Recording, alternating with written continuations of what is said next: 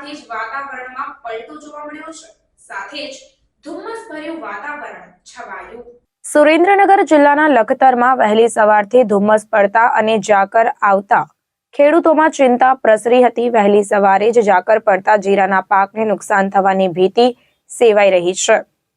લખતર શહેરમાં તેમજ તાલુકામાં વહેલી સવારથી જ વાતાવરણમાં પલટો આવ્યો હતો અને ઠંડી અનુભવાઈ રહી હતી। વાતાવરણમાં પલટો આવતાની સાથે જ ધુમ્મસ ભર્યું વાતાવરણ પણ છવાયું હતું અને ઝાકર પડ્યો હતો।